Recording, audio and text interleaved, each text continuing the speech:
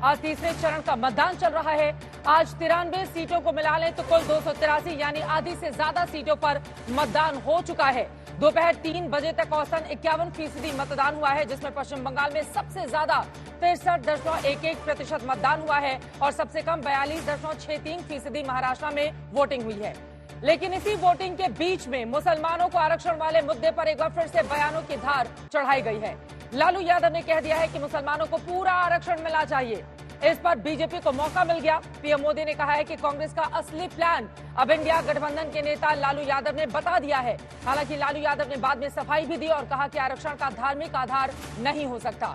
लेकिन बीजेपी ने कहा है कि कर्नाटक में ओबीसी का आरक्षण छीनकर धर्म के आधार पर मुसलमानों को देने वाला पायलट प्रोजेक्ट कांग्रेस पूरे देश में लागू करने जा रही है।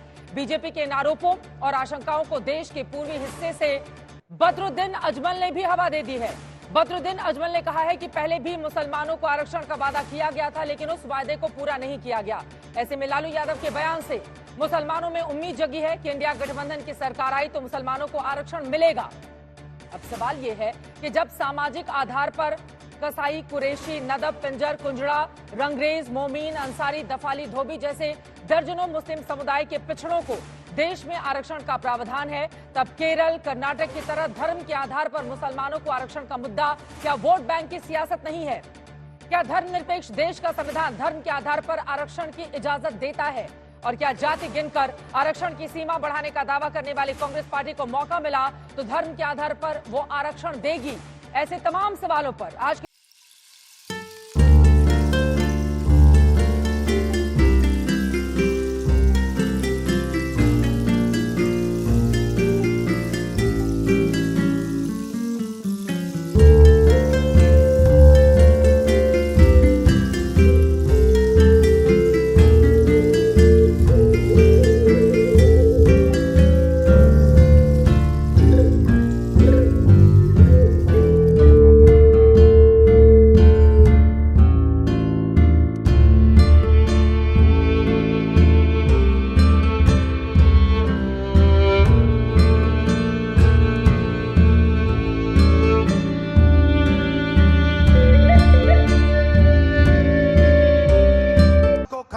चाहते हो, हाँ या ना?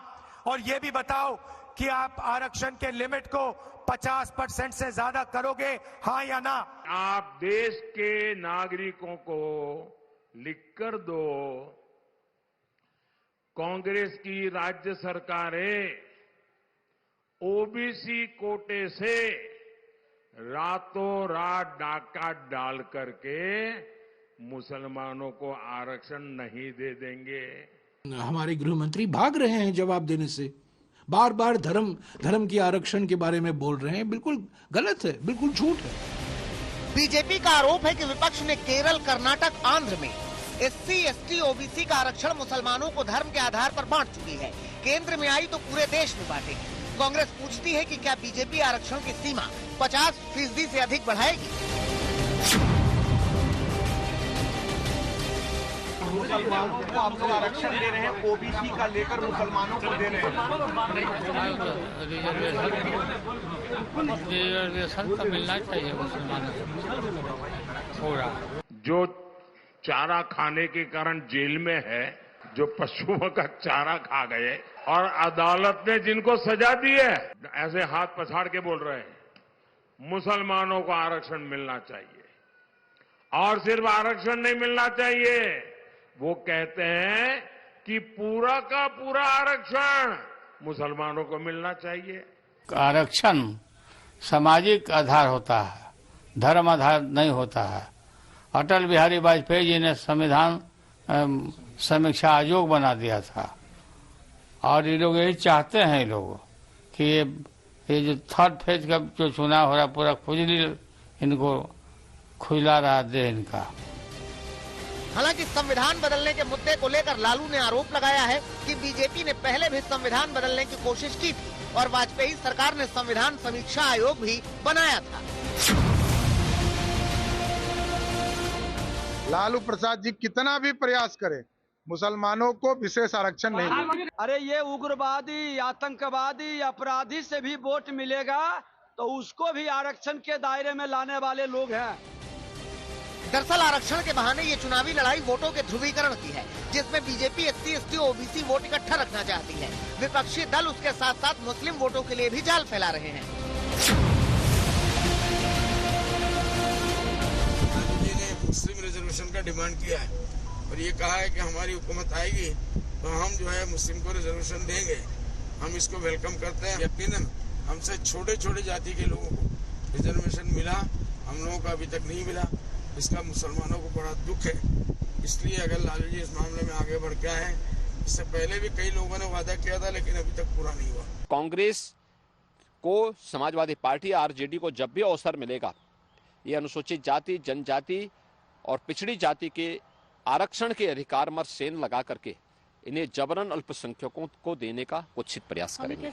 जो आरक्षण की मूल भावना थी उससे खिलवाड़ हुई है।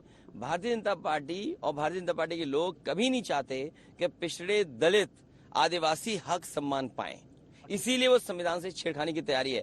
आप खुद जानते हैं कि जनरल में लोग पहुंच जाते थे, जनरल में क्यों नहीं अब पहुंच पा रहे पिछड़े और दलित और आदिवासी? ये किसने पाबंदी लगाई, किसने रोका? दरअसल इस चुनावी दंगल का एक सिरा जाति गणना से भी जुड़ता है, जो कांग्रेस पार्टी, खासकर राहुल गांधी का बड़ा मुद्दा है।